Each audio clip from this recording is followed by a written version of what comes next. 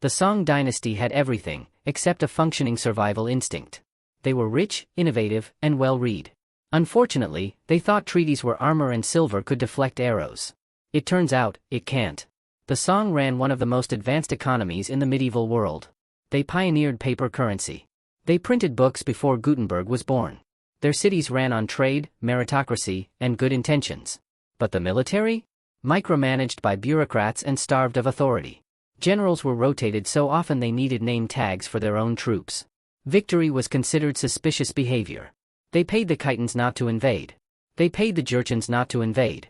Then they teamed up with the Jurchens to defeat the Chitons, which backfired almost immediately. In 1127, the Jurchens decided they liked Kaifeng better than tribute. They took the emperor, the city, and most of northern China. The Song retreated south, called it a fresh start, and decided to try the same policies again.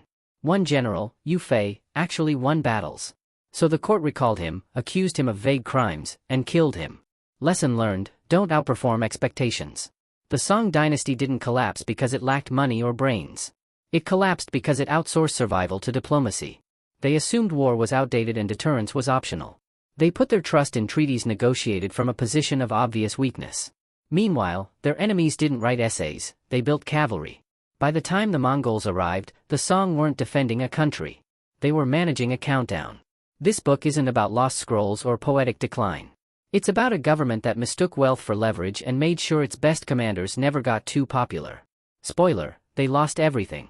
Peace through strength. What the Song dynasty could not achieve is a postmortem. Not of culture. Of strategy. It walks through how an empire can have every advantage, except the will to use it.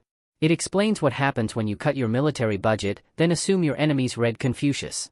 It's short, sharp, and unromantic. If you want to understand how powerful states implode while congratulating themselves, start here. Because power ignored is power lost. Every time.